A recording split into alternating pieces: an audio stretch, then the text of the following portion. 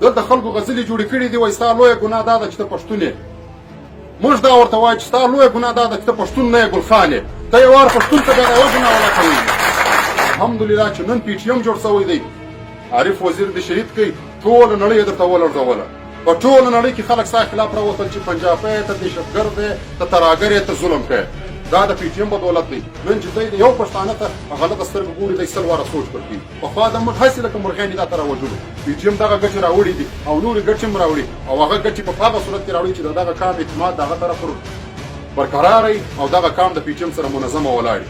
په کشمیر کې تر اوسه پورې انډیا جاز نه دی رالوزولی، تر اوسه پورې ټینک نه دی راستولی.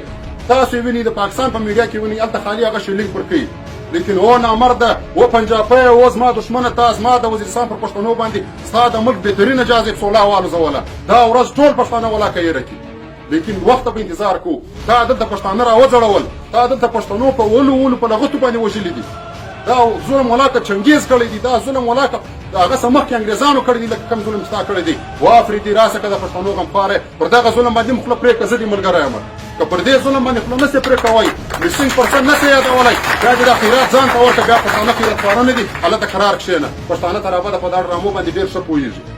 دا ډېرو لارو کې موږ سره تللي، په هره لار کې تللي. راسئ د یوې میاشتې دپاره قرآن و قسم سره وکړو پښتانه سو. په دا یوه میاشته کې که تاسو بدلون نه کوئ محسوسه، بیا په ګرد ظلم پښتانه کېږي. یو وار پښتانه سئ، د پښتانه پر ننګ ملا سره وتړئ چې په پښتانه باندې هر چیرې ظلم شو موږ خوا په بدو.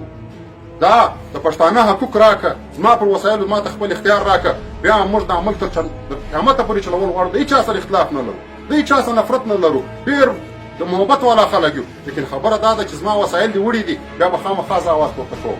بیا که ته پر ما د غدارۍ فتوې لګوې، که ته پر ما د ایجنټوب فتوې لګوې، هرې فتوې چې را لګوې، دا پر موږ باندې داسې لګېږي لکه یو سړی چې پر موږ باندې شعرونه وایي، یو سړی زموږ تعریف کوي.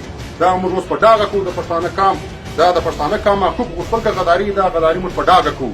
د پښتانه کام ورک خلک پیدا کول که غداري، دا غداري موږ په ډاګه کوو. او دا به تر هغه سره د هغه وخته پورې کوو چې تر څو پورې دې یا وژلی نه یم یا مې دغه د پښتنو ټولې مطالبې په تا منلې نه وي.